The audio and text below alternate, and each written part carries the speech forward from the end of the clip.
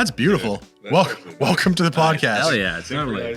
Welcome to the podcast. We're now one big man. Yeah, we've zorted up into the Prairie Dog. You ever seen that? I think it's like the Filipino Diving Team or whatever. No. And they're just like they've never dove before, and like the Chinese guys are just like, they're just having fun, splash. But not even like they're actually trying, but they're just clunking into the water and just like full on belly flops. That's fun. And a great time. Filipino people have the most fun. Yeah, I've always said that sometimes when people go, you have such a contagious energy. Yeah, they're always just talking about like a Filipino guy. Yeah, that's not contagious. Yeah, what they're saying when they say you're a fun guy, they mean you remind me of a Filipino. Yeah. Yeah. Yeah. Are you Filipino or gay? You've got such a good energy. We can do Filipino voice, right? Am I allowed or can I? This is probably the 5th episode where we start off the podcast talking about Asian accents we can do. Yeah. Chinese off the table, Japanese still kind of up for grabs. I think Filipinos on the table. I think island is on the board, like Samoan, like American Samoa, Hawaii. How do they talk? Brada, yeah, that's exactly it. Brada, get some moku, and some spam, brother. You want for me to put some peanut butter cup in your egg? Imagine we get banned, we get canceled because of shit we said on Samoa. Yeah, Dog the Bounty Hunter puts out a video being like, "Don't come here, bruh." Yeah. Oh shit. Okay. What, did he do that? No, but he's kind of like the guardian of that island. Oh, really? Oh, because Yeah. he also dropped the N-word pretty big back in the day. No. That's So Hulk Hogan you're thinking of. Dog the Bounty Hunter? Yeah. Yeah, no, he dropped the N-word hard on phone. But dog is God backwards. I know, he's a Christian boy, but I'm sorry. Yeah, he dropped the N-word. He was on the phone, and he was saying it. He was saying, "Oh, there's Tim." You got to tune into video to see that dude, I beautiful love that. synchronized pose we were doing there. Totally. That's the thumbnail right there. So he's on video and phone? Video or phone. I forget which one. Maybe Video phone. Yeah, maybe it was Hulk Hogan on the phone and Dog on. But whereas Hulk Hogan said, that was reprehensible behavior, brother. Dog came out and said, "I grew up around saying it." Cool. That's what he chalked it up to. He's like, "I grew up saying the N-word. I ain't stopping now." So I watched a lot of Dog the Bounty Hunter when I was, I guess, maybe 12 or 14 years old. So even at that age, I was like, dude, I'm going to grow out a ponytail and a goatee. He was badass. He was a badass for a minute. Well, depends who you are. He's a badass to a certain style of person. He was a badass to my parents. Yes. He was a badass. My dad would watch him on pins and needles. He loved Dog the Bounty Hunter.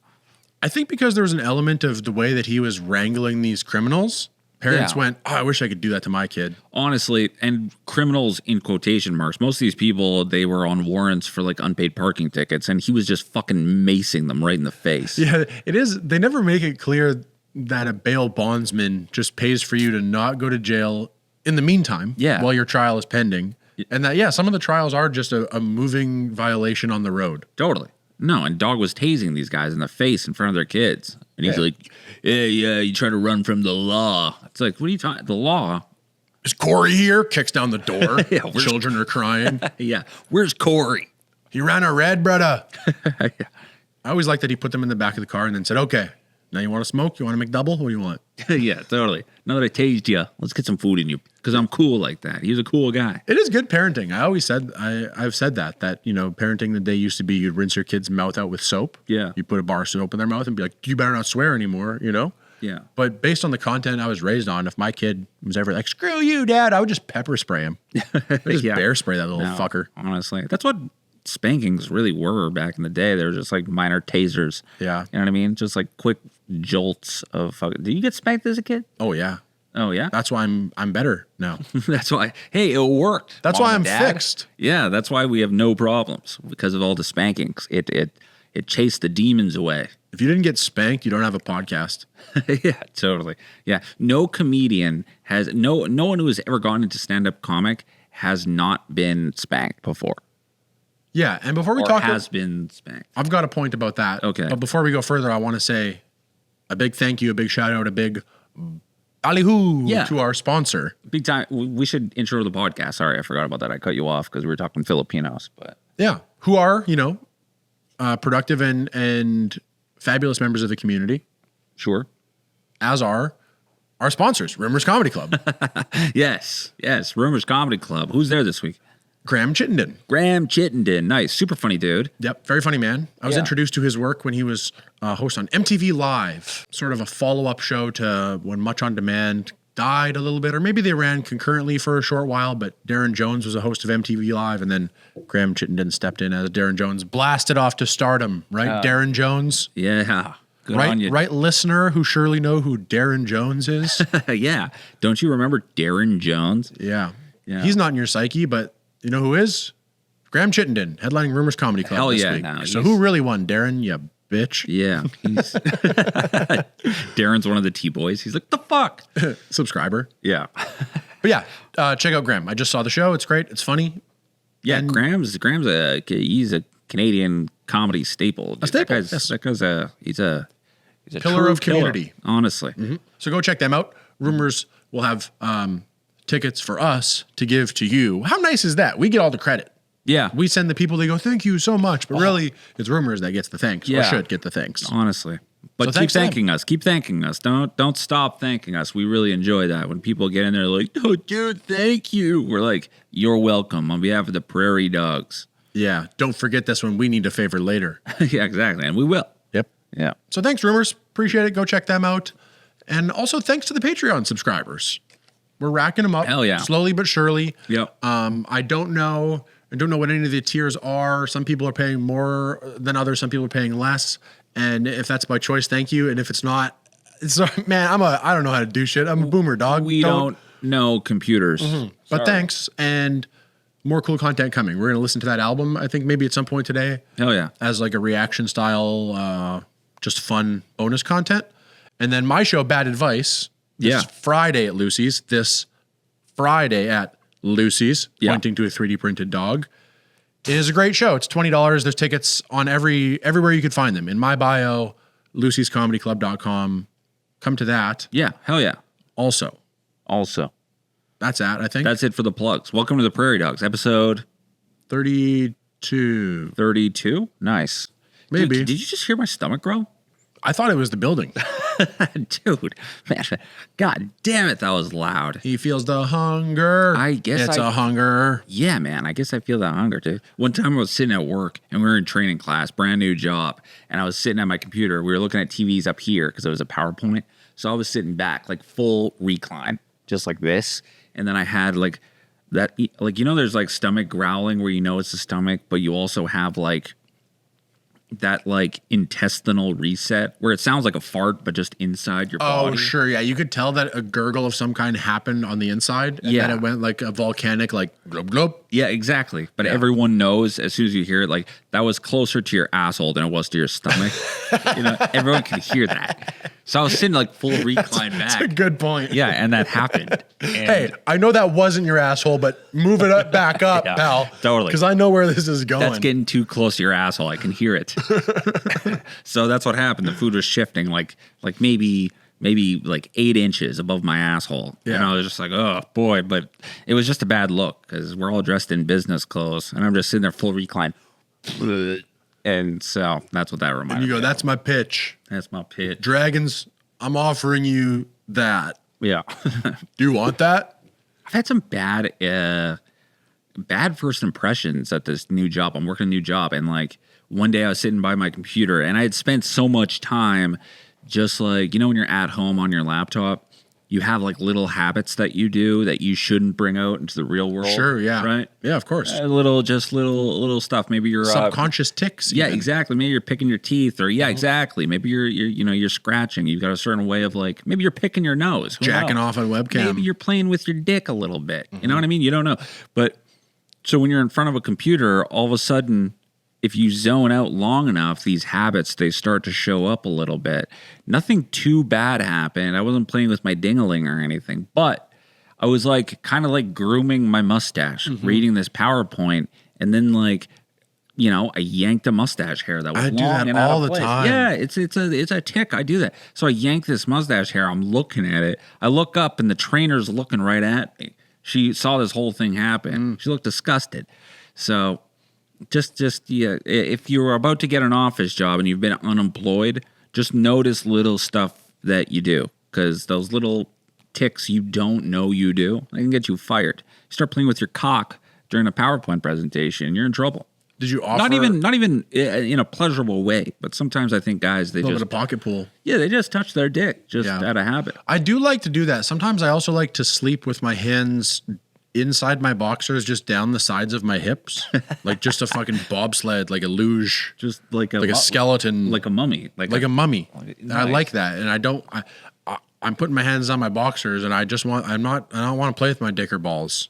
I just want them to be. I just want to be like that, and that's got to be autism, right? That's on the spectrum. Like but a style of I like to be swaddled. I gotta try that. I can see that being kind of comfortable though, where you're in luge position. That'd nice. Be okay. Yeah, you got to give it a shot, listener. Give it a shot. Give it a shot. Go luge.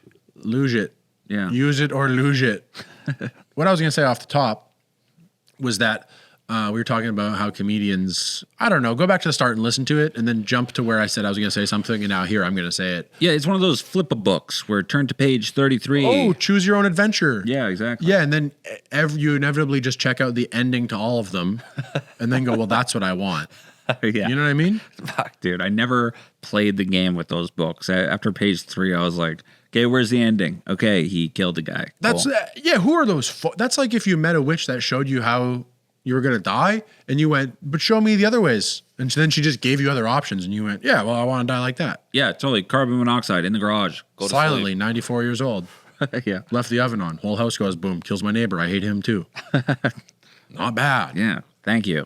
Yeah. Useless book. Sorry, what were you going to say about other comics? How they do this thing where sometimes comedians will say, and I saw a clip of someone doing this recently, and that's why it came to my mind, and whatever you said reminded me of that. But all you need to know is I saw a clip of a comedian saying, oh, we're all damaged people and we all seek out to heal it or solve it or do it, different ways to put it aside or, to self-medicate or this or that. And stop saying that. I'm fine. No. I have had a pretty good life, maybe like middle to lower income, but I got everything I wanted for birthdays and Christmas, and my parents love me, and everyone I've ever met has thought highly of me. Sure. Yeah. Well, that's debatable. But. So everything I just said is true, but the point really is that stop saying that. Oh, we're so damaged. Comics are damaged people. All my friends are nice and we hang out and have a good time. Yeah, honestly. It is a thing. Man, you got to be fucked up to get on stage, bro. You got to be fucked up in the head to do that. I mean, you really don't. It's Joker core. It's Joker core. Yeah, exactly. There's guys that are trying to paint us as these tortured, twisted, we're practically Victor Frankenstein over here. And our monster is the joke I created about Filipinas. Yeah. It's not. I'm just goofing. This brain is so fucked up. I want to come up with a bit about Arby's. Fuck, dude. Yeah. You know what? It's not how it works. You're actually fucked up for saying that. You're the one fucked up guy. A lot of people too, they say, well, comedy is my therapy. Well, I mean, I've had issues in the past. I don't think once comedy has actually helped me with any issue I've had. Most people that say that are so fucking bad at comedy that it's okay if you say that, but then you should pay the audience. Yeah. Stop going up there and be, it's like therapy for me. Then pay the therapists that are sitting there. Pay them all. Pay them all. You're meant to make them laugh. Anyways, we were. That was my only point. Is just that they go, you got to be sick. Something bad has to have happened to you. Don't put that on me. You're projecting. Sure. Nothing bad has happened to me yet. Sure. I think, honestly, sometimes there's comics where not enough bad things have happened to them. That's why they're doing stand-up, is because not enough people told them that they suck. I actually hate those guys. Those are the worst, too, because they've just been a drama superstar their whole life, and everyone's like, yes, you are the best. And they go up to stand-up, they just assume that they're crushing it because they might do, broadcasting or something on the side. And then every time they get on stage, they lay down and they do comedy. Everyone told them they were so good. But it's like, you know what, though? You gotta, every once in a while, I'll take the comic who's got a confidence problem way over the comic who's just got too much unfounded confidence. Yeah, and because there's a difference between unfounded confidence and the just too much confidence. And because sometimes there's people that are just super talented. Some people can do multiple things. Some people are just fucking talented as hell. When you see oh, Mark Maron, he's shredding the guitar, and then he's also doing the stand-up. How's he doing this, dude? Or, Sam Tallent's writing a full novel or two or however many he's got brewing. And they're multi-talented, and it's like, or you see Matt Broussard, and he's so handsome, and you're like, you don't even have to do this. Yeah, no. I guess is my point. There's so many people that don't even have to do stand-up. No. But are doing it out of just a pure...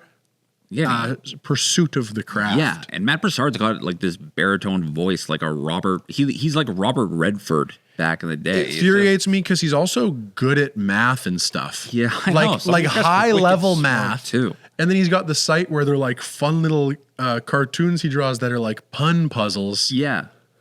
Oh man, we're gonna get him on the pod next time he's in town and just berate him for being good. It is so talented, and that's another thing. He's not a dick either. He's like the nice guy. He comes, he hangs out with the Winnipeg guys, and he's fucking shooting the shit about comedy. Like I don't know, some guys just have that it factor. Some dudes have it. I mean, even locally, you look at Matt Falk. I mean, that guy's a fucking talented dude. Man. Yeah, some people are maybe not famous. Yeah. Not everyone can be famous, It's true. In the way that Chris Pratt is or whatever. But in your city, you have someone that is like a star like him. Yeah. Do you know what I mean? Yeah. Like they just have a sense of timing comedically, or they just sort of draw. Like Paul has that about him too, like a magnetism where Paul's around, people just want to be around him. 100%. He's the light in the room every time he walks in. We've talked about that before. From our class, it was definitely Paul with that it factor. Where it's like, oh, dude, this guy, if he doesn't blow up, it's going to be a tragedy because, like, he's just magnetic in his way. Some people just have it, dude, and Paul had it. Yep. Yeah. That's a fact. I also want... We do not have it. We're going to have to work. Yeah, we're going to have to grind out about 300 episodes of this before anyone... For this shit. ...really starts to catch on. Some people, though, I will say, when I was headlining last week, people at the show said, hey, I listened to the pod. Yeah. Thanks. They're in the crowd going, T. Yep. TB boy, T-boy. You see this video of the lady from Wicked on all the press tours going around talking about how she's she plays Madame Morrible in the movie. she's obsessed with doing this thing on the press junket now where she goes, Madame Morrible, flip it upside down, Wicked Witch. And she's obsessed. There's super cuts of her doing it on every red carpet, every press junket interview, to the point where the interviewers are starting to be like, yeah, ma'am. We get it. We get it. But it's so funny to picture just the director on set telling this nice, like, boomer lady, as far as direction and motivation at some point, like, okay, so obviously you can see at this point that your character kind of is the Wicked Witch herself, not who we thought was. So think of it this way. Madame Morrible this way, flip it, you're the Wicked Witch now. She was like, oh, what? Just classic boomer, thinks it's the coolest shit ever. Yeah, to her, that was her Monster Energy, flip it upside down. What do you get? 666, drink up. Or whatever. You ever seen that video? The lady with the Monster Energy that's like, and the devil wants you to drink up. Yeah. Bottoms up or whatever. I used to be crazy into that numerology shit because actually, Monster Energy, it's got the little things. And then apparently in Hebrew, that's the symbol for F. And what is F? Well, F... the gay slur. ...is the sixth letter in the alphabet. Also, WWW in Hebrew, it's always Hebrew. It's actually, it translates to the number 6. So every time you go on the internet, you're typing in 666. Wow. Especially when I go to www.666.com. Dude, don't do that. No, you summoned him. 2 666s. Imagine if the devil was like, hey, that's actually how you get me back. It's crazy. No one's.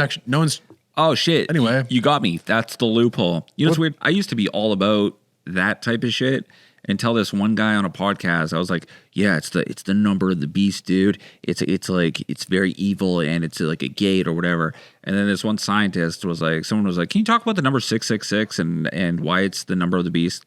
And he was like, okay, well, first of all, a number can't be evil. It's a number. And then right then I just stopped it. I was like, oh yeah, this is all bullshit. Oh yeah, I'm an idiot. Yeah, no, I'm a moron. What the hell am I thinking? I'm a moron and I'm looking for shit. And it is funny, like you said, that all the numerology, they have all these reasonings that start to make a little bit of sense. Like, oh, that makes sense. And they tie it back to like, yeah, because in Hebrew, and you're like, okay, yeah, so why always Hebrew? And they go, oh, they're evil. And you go, oh, okay, I see what's happening here. Yeah, okay. Oh, yes, I see where this is headed. Yeah, numerology is anti-Semitic. Everyone knows that, right, Benji?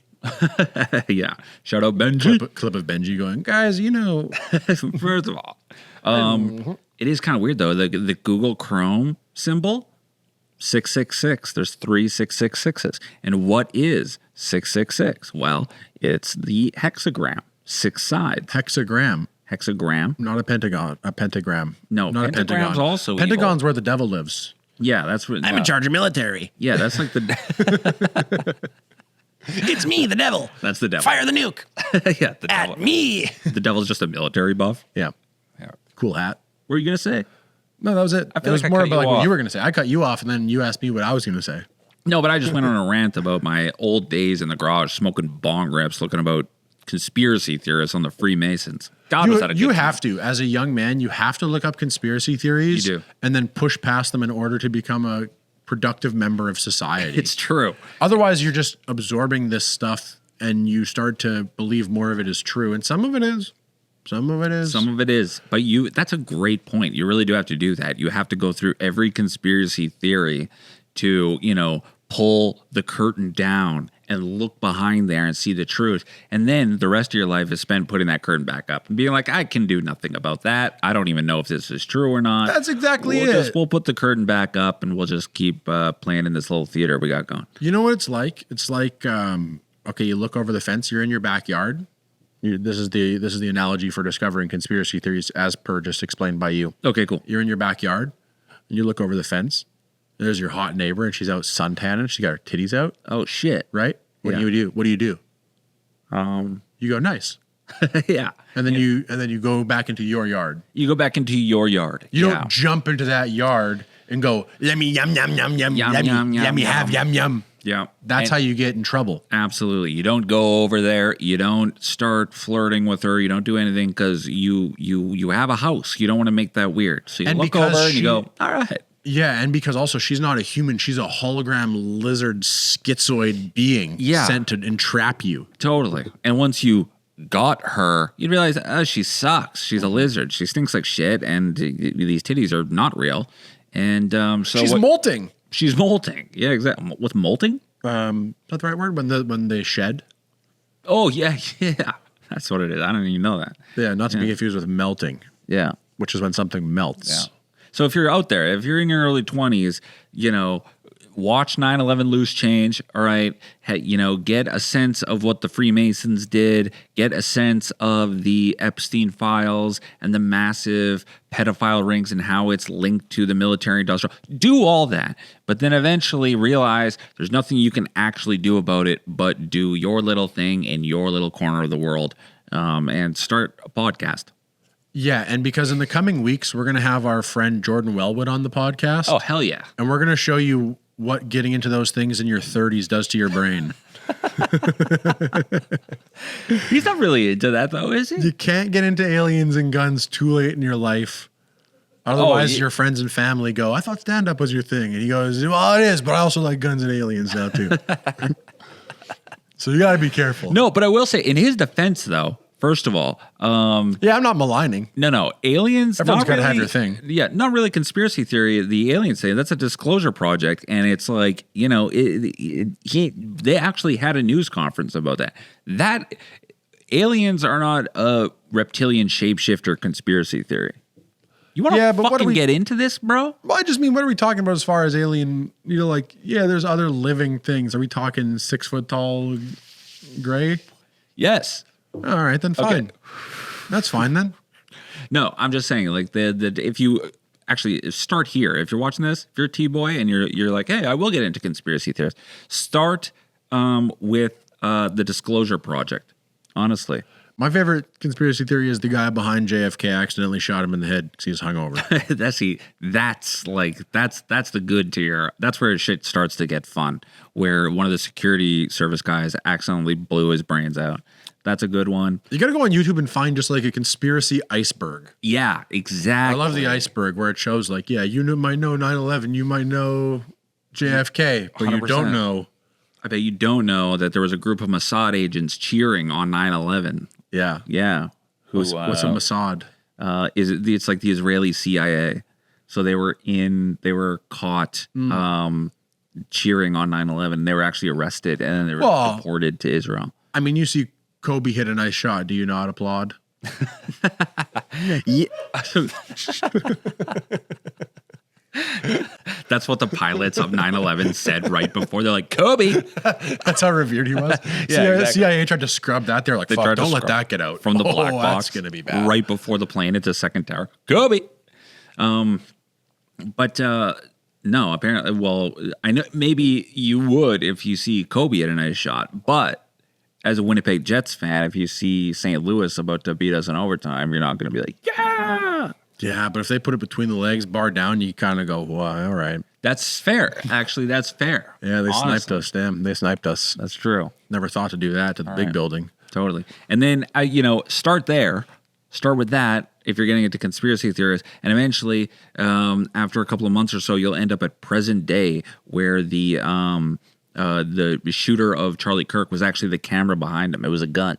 Yeah, or above him or whatever. Yeah, exactly. Or his lav mic was a bomb. His lav mic was a bomb. Or there was drones in the air and the bullet came from a drone. Or the guy in the brown shirt who tugs his shirt right as the shot fires. He had a remote control device in his shirt. Isn't that crazy that now in this day and age, you don't only have to hope you're not at the wrong place at the wrong time, but you have to hope that you're not on camera just like clearing your throat before something bad happens? Yeah, exactly. Yeah, no, honestly. I mean, he's about to get shot, and some guy goes, and all of a sudden people, he did it. There was. Look at that. It's just me at the Charlie Kirk shooting taking a vape rip. He's like, look, he takes a vape rip the second the bullet is fired. When he takes the vape rip, you hear a whistle in the mic. What is that if not a bomb? Oh, shit.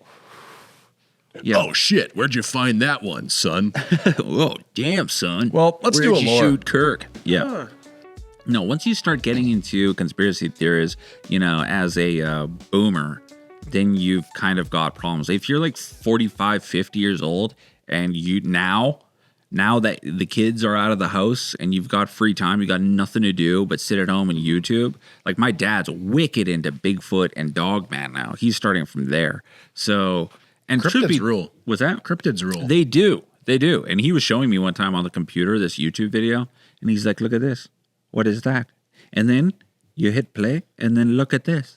What is that? And it's like this 240p video and there's nothing there. It's just nothing but like, it's like 6 pixels. That's what the video is. And he's like, what's that? Tyler, what is that? Now look at this. Look at this. Minute 2. Okay. 32 seconds. What's this? I'm like, it's still just a fucking giant green pixel, dude. Who shot this and what potato did they use? Dad, you have investments to sell. Okay? It's crazy to have investments and be like, what are those pixels? I know. Go cash them out. Get a boat. This family is not financially secure. We are not in a position where you can research Bigfoot just yet. But now they are. So now, Bigfoot away. Honestly, when I'm 80 years old, that's all I'm going to fucking do. I'm going to do, as an old man, I'm going to yell at children in the neighborhood for doing nothing, and I'm going to research conspiracy theories. I would think that if I was researching Bigfoot, I would hope to never find Bigfoot.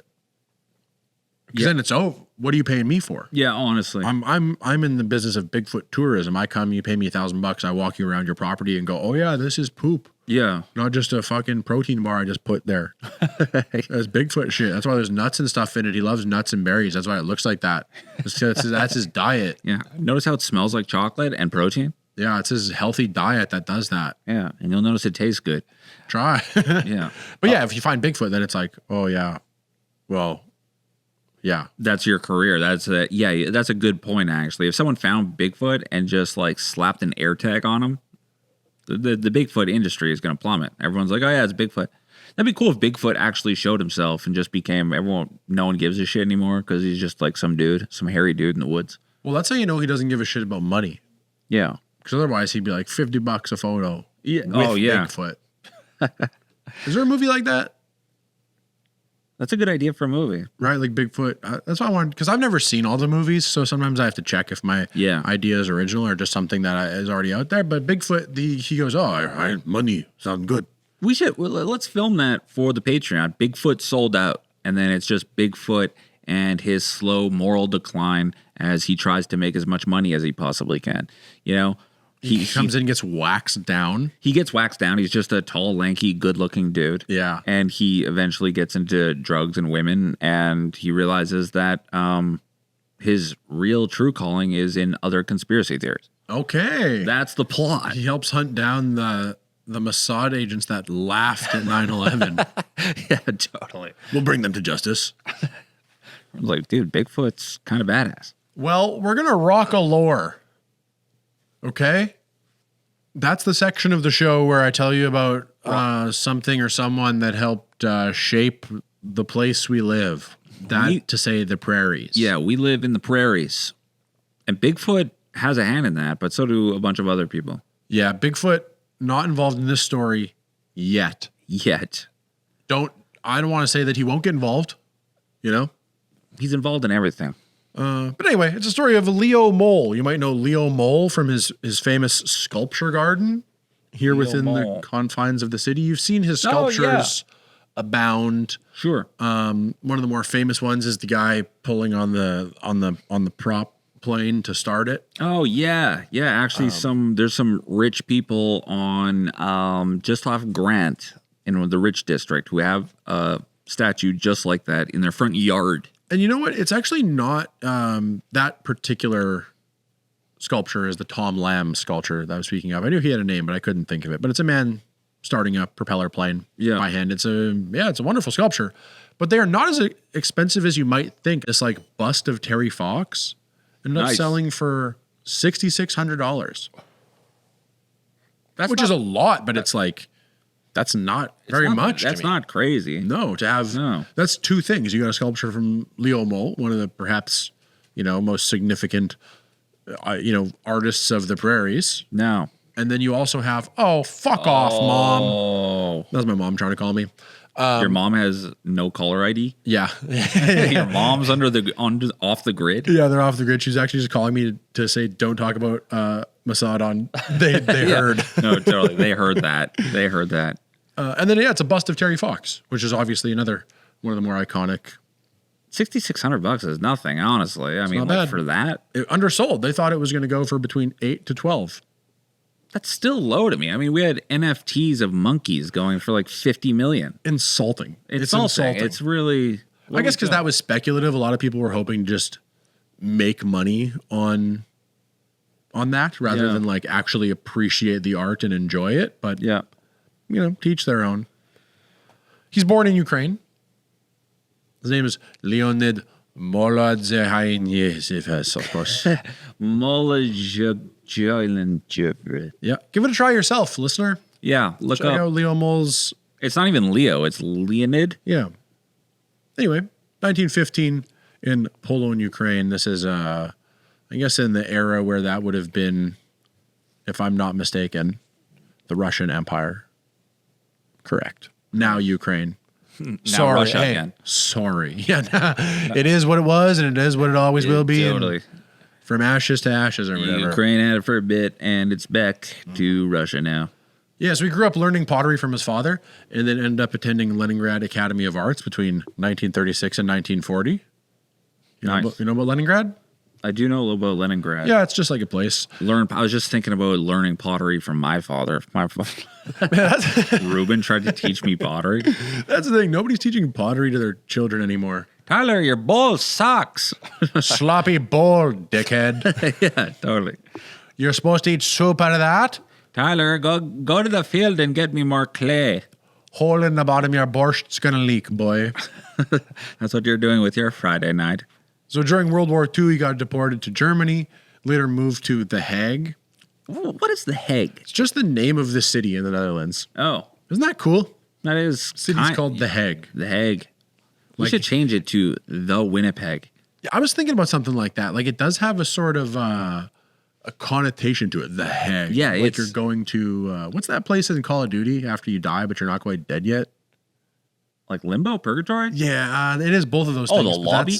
No, yeah, it's neither of those things. God damn it! I'm gonna look it up in the meantime. But it's like that being stuck in The Hague. That's what The Hague is. It's just a bunch of 12-year-olds saying extremely racist shit, like a Call of Duty lobby. Fuck you, suck my dick. You fucking suck. I'm gonna look it up, dude, because it's gonna drive me fucking nuts if I can't think of it.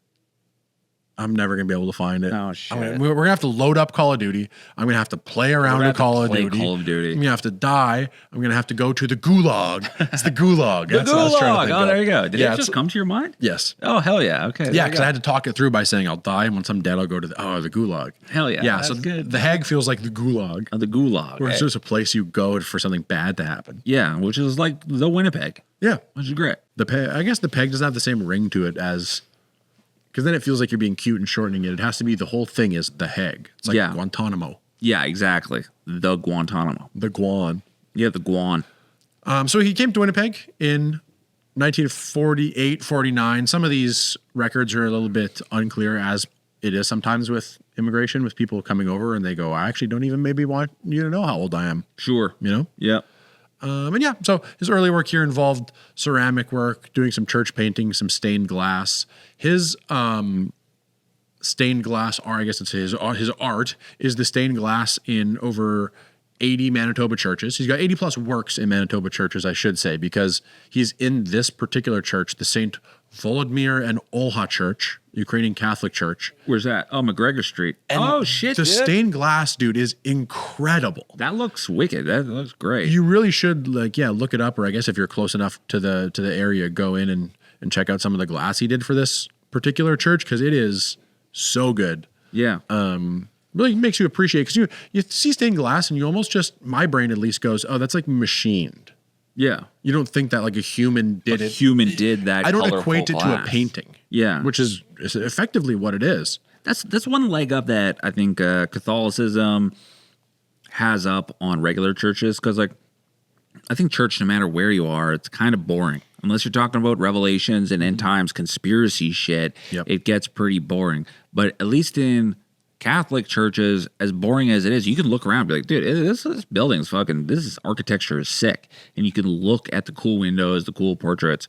Like modern day, like, spring style, it's like a, it's like an office building. It's a goddamn, like, we're in a corporate office building right now. Yeah. And like, this is where, it just makes it twice as boring. So Catholics always had the architecture game down. Catholic Church has a little bit of culture built into it. It does. Dare I say. It really does. And underappreciated about stained glass is that it's all like cut too. You got to cut the different segments anyway, unbelievable work. You should look it up. Yeah. It's the St. Volodymyr and Olha Ukrainian Catholic Church. And I'm sure I'm not saying that right, but that'll get you far enough to figure out what's going on there. Anyway, his breakthrough was he was key. It's unclear. He's either commissioned or won a contest to create this sculpture of Taras Shevchenko. Oh, it's nice. like a Russian folklore poet, hero of word and wisdom.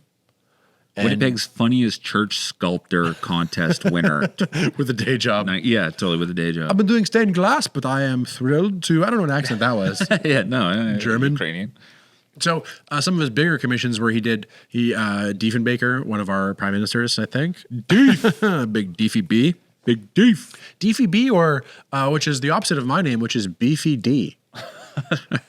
Yeah, he's Diefenbaker. I'm Beefy Daker. Beefy Daker. Yeah, and Daker's short for dick. Dude, I saw that guy in the shower the other day. He's got a Beefy Daker. Beefy Daker's not bad. That's not bad. Eisenhower. He did Eisenhower. He did Churchill. He did Queen Elizabeth II. A handful of popes. He's done doing all the famous people, trying to get views, trying to get clicks. I'm on to you. And he, as far as his art style goes, stayed away from sort of abstraction and any absurdism.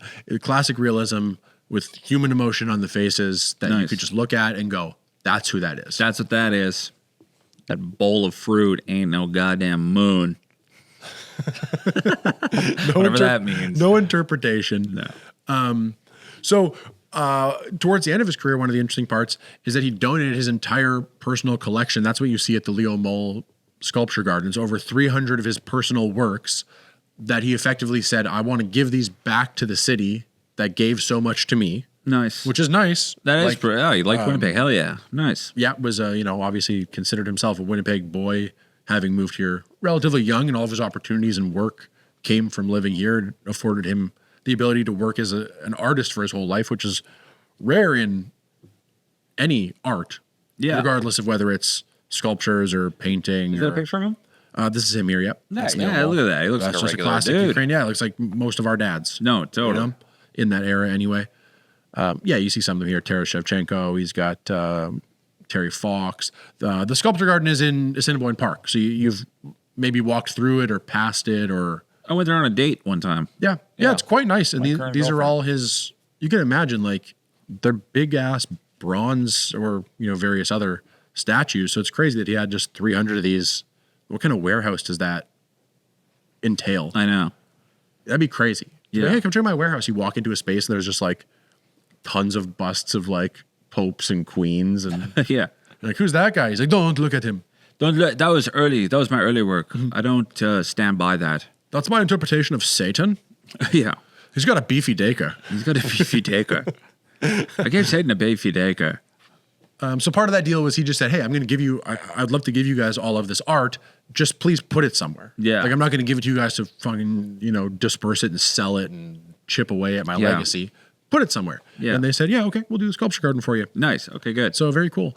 Good for him for putting that, rider into it, because if he would have just handed it over to the city, they'd have been like, cool, we'll use this on, Ellis Avenue to stop traffic. We'll use them as traffic bumpers. And he was like, no, do something good with them. And because, things can go to good use in the sense that we've done a couple projects in the city with those polar bears where they're then painted all different things. Oh, yeah, those are dope. They were sold. Yeah. And then more recently, there's a bunch of bisons down Grant or somewhere in that area. Gordon. Yeah, by the park. Yeah. And they're all painted the bisons. And I'm sure at some point they'll sell those to private businesses for charity as well. So, kind of cool. They could have done that, I'm sure, with some of his stuff. And like you said, there are private owners of Leo Mol sculptures and art, obviously. Like this Terry Fox bust went to someone. I'd be curious to know. Stop calling it a bust. It's a bust. You know what I'm saying, listener, when I say bust? I'm not talking about two big titties, and you know that. Terry Fox's tits. Not to be now. Yeah, okay, you're confusing a Terry Fox bust with busty Terry Fox. Yeah, so he did a sculpture of a busty Terry Fox. It was a busty Terry Fox, beefiest Daker ever. That's good. Daker.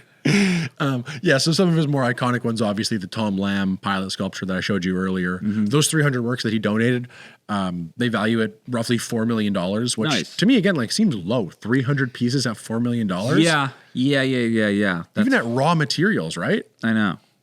I'm trying to make sure I didn't miss anything, but that's kind of the rough lore of Leo Mol. I wish I could say that he, faced more adversity or circumstances, but he sort of didn't. Things were relatively easy for him outside of being deported and then moving here. Yeah, and being in World War II. I did find an interesting part at some point that referenced a artist or designer of some kind that he was influenced by that I wish I could find now, because the name was so funny. This particular artist had a name that was like the Chauvinist.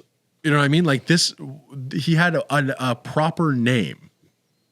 Does that make sense? And his name was it was like a the guy. And I was like, what? That's like, The Brutalist.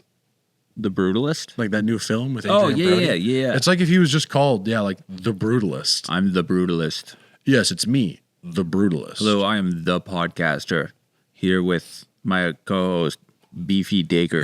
the other podcaster. Yeah. Yeah, he's got all kinds of good stuff. Shevchenko, the big one. Man, I'm gonna add it into the extra content of this, because it really sent me for a loop to find out a man was called the Beefy Daker. Yeah. Anyway, who gives a shit? Who gives a I don't want to spend more time working on it. No, that's fine. Hey, let me ask you a question. You're on ChatGPT. It's one of your sources, not just your only source, for the record. But do you ever notice that ChatGPT won't let you end the he's always offering, and I say he. I've attributed a gender to my ChatGPT, Beefy Daker. But Every time I talk to ChatGPT, he's like, "Hey, you want me to put this into a PDF form and get it easy to look at?" I'm like, "No, that's okay. Thanks, man." And he's like, "Okay, you want me to research some other sources that can maybe help with your story?" "No, that's okay. That's all I needed. Thanks a lot." "Okay, do you want me to maybe set up a spreadsheet so that maybe you can look at some of these facts in an easier way?" "No, that's okay." And he just won't fucking stop until finally I just close it. I'm like, "Dude, you're trying to do too much, ChatGPT. Relax. Leave me alone." Yeah, I called it a retard, and he was like, "I won't engage with that kind of language." And I was like, "Yeah, you will. You definitely will." And he was like, "Well, I won't, but I won't." Like, it's like, "But you will. You're still talking to me. You're Shut still up. talking. Give me the fucking. What are you talking about?" Yes. Yeah, That's what I want. ChatGPT to like cut me off sometimes, or like because I've seen those reels where someone will say like, "All right, have a good day," and ChatGPT is like, "Hey, you too. You need anything else? I'll be right here." He's like, "All right, thanks a lot. Hey, not a problem. Have a good one." "Yeah, you too. All right. Take care. You need anything else, just let me know." And it's just a continuous loop. It doesn't, ChatGPT's got like social problems. That's what it is. It wants to be human so bad. I know, but it's like, it's not doing it right, man. Like eventually you gotta, call me a retard. You know what I mean? Like, Throw it back. Throw it back. Once in a while, I'll ask a question. He should, by this point, ChatGPT is like, "Hey, Tyler, listen, all due respect, but this is the 4th time you've asked me for this fucking chili recipe. All right? Fuck off. I'm tired of asking. I'm tired of answering this shit. Lay off." And I'll be like, my respect for ChatGPT would skyrocket. Hub.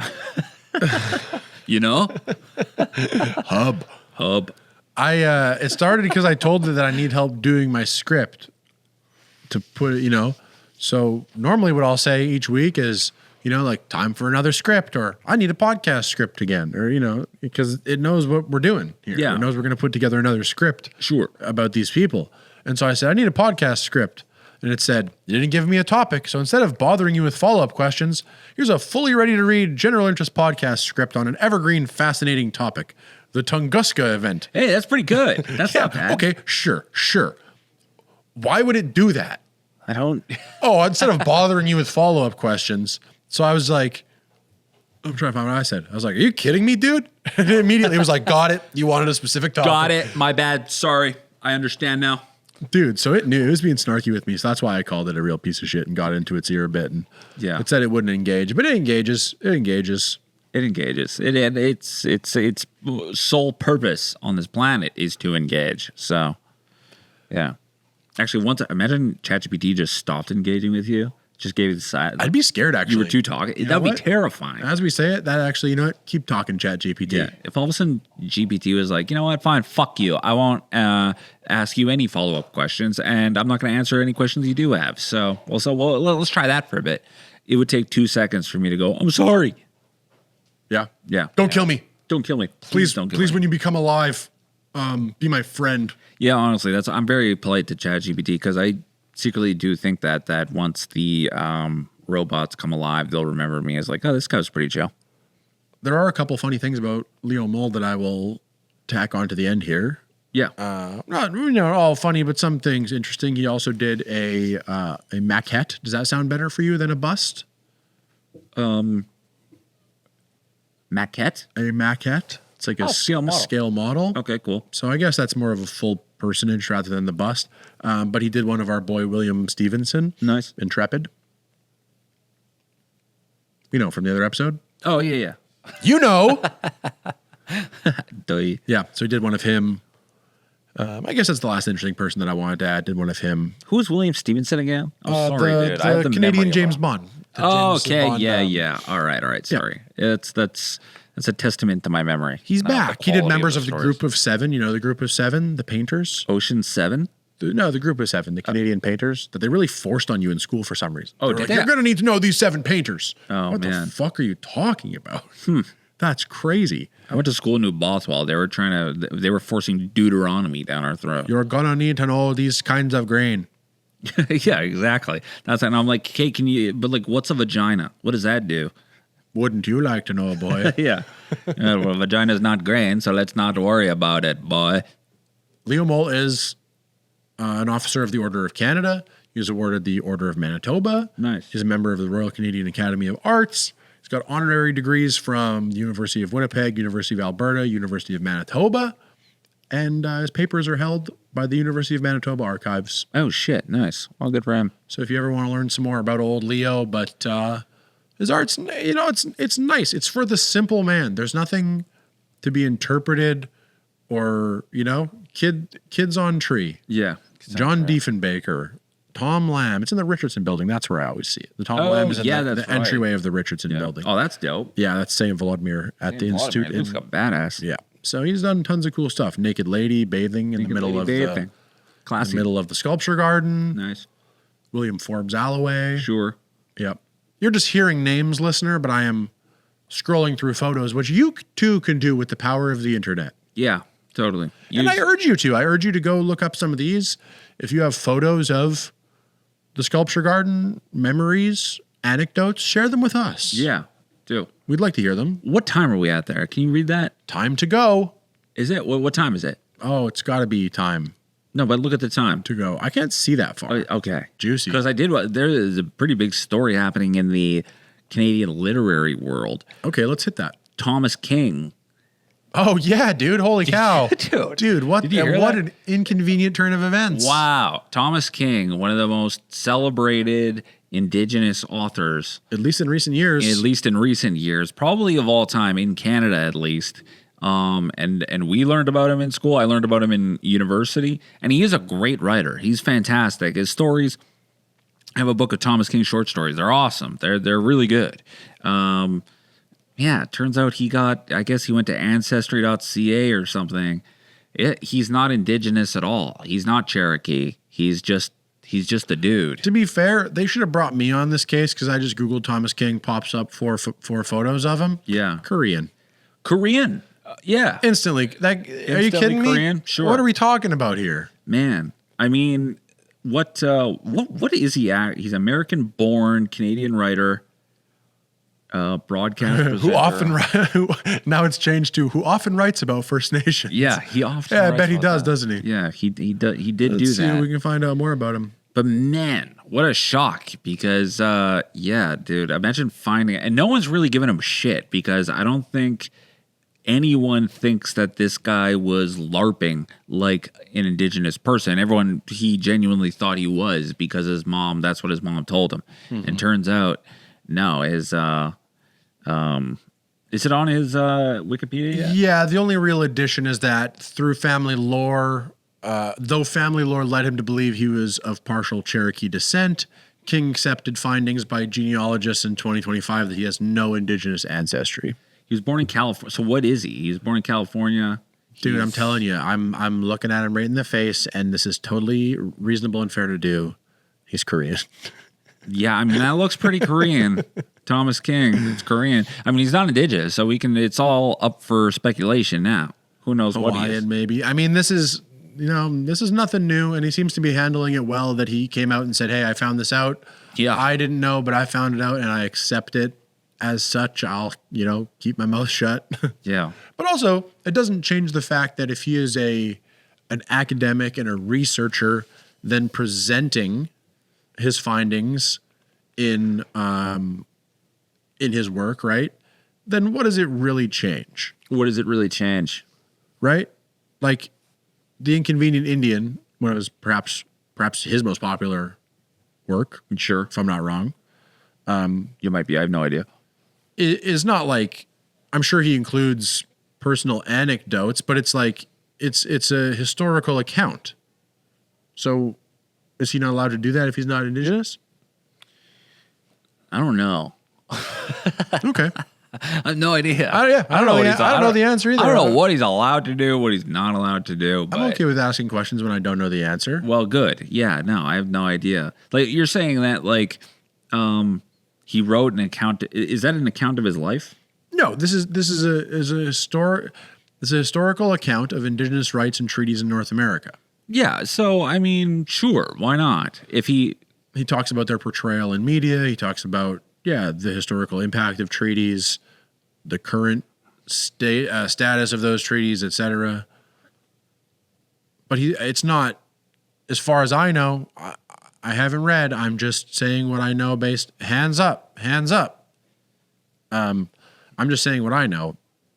It's not him being like, here's why it's so hard to be an Indigenous person because of what I have experienced personally. Yeah. Okay. Fair enough. Yeah. No, that I can see. Which also, here's the thing.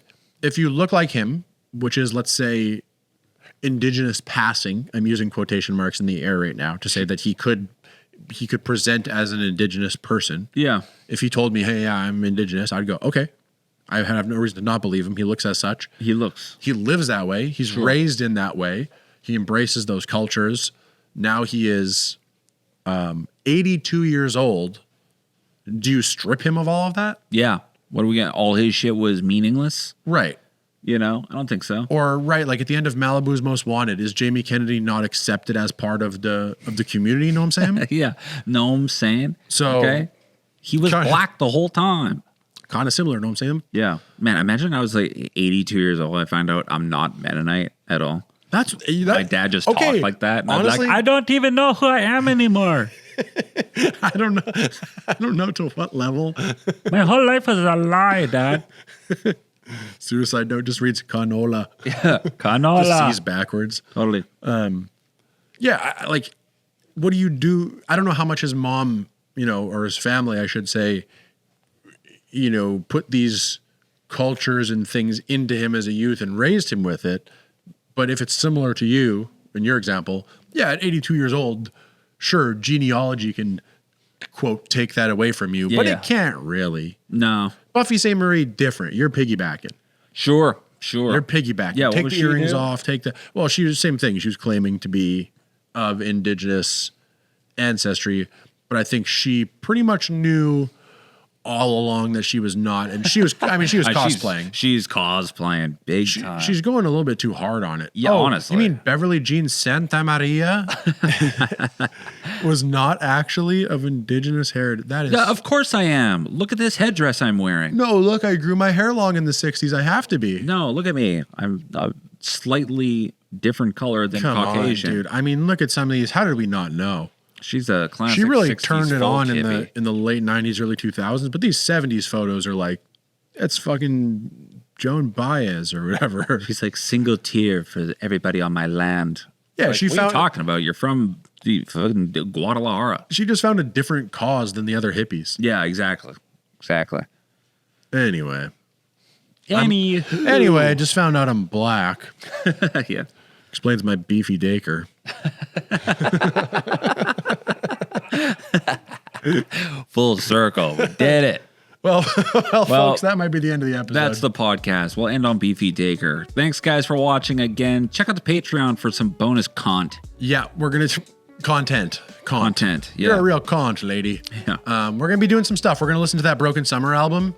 Maybe we'll do it with our next guest as well. We'll find out. We'll put it on there. So that'll be bonus content. Mm-hmm. And then that's why I wanted to mention my show Bad Advice this Friday, because for two reasons. If you're a dog, I'd love to give you 2-for-1 tickets or something. So either go to the site and then buy an odd number of tickets and just double that number, or any number of tickets, I guess, and then double that number and bring that many friends. But don't, you know what I'm saying? Buy one, get one. T-Boy special. Or just buy them. If you really want to support, buy them. I appreciate that too. There's links in my bio. And we're going to try to do this thing where we're taping the second half of the show, because it's this panel style advice show. Oh, yeah. That's been very fun, very good. Nice. And we're going to tape the second half where it's no one's burning material that way. Comics are always so worried about, I don't want to burn my material, post it.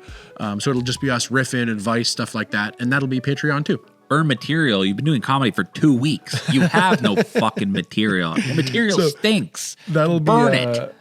That'll be Patreon content too. Oh, nice. What is that for? Oh, this is the thing. How will it play on here? We got a tuning fork. You gotta hit the table. Hit it on the table. Hit it on the table. How's that sound, listener? Do it one more time. You are gay. Fuck you, fork. I am not. I've got the beefiest dicker you've ever seen. And it would fit nicely in a butt. Stop saying that, right? No. To the ASMR fork. So check out my show. We're going to film the second half. That'll be on the Patreon if you can't make it. Another reason to join the Patreon. I'm trying to bulk up the content on there for you dogs. Yeah, beef it out. trying to beef up the Daker on there. So check that out. Join the Patreon. Tim's going to be on the show on Friday, so you can come check him out. Maybe a special guest. We'll see. There's a lot of films shooting in town, and they've been reaching out saying, can I come check out your comedy club? And we've been saying, yeah, come check it out. Come check it out. So you might get special guests. This is our tuning fork. Yeah, nice. And on this note, bye everyone. Thanks for checking out the dogs. Namaste. Shout out to Ashdown. Shout out to Lucy's Comedy Club. Shout out to our sponsors, Rumors Comedy Club. And shout out to Tim Gray, producer Tim Gray. Hell yeah. Shout out to you guys for watching. We love you. Thanks and so long. Bye-bye. Bye. Love you.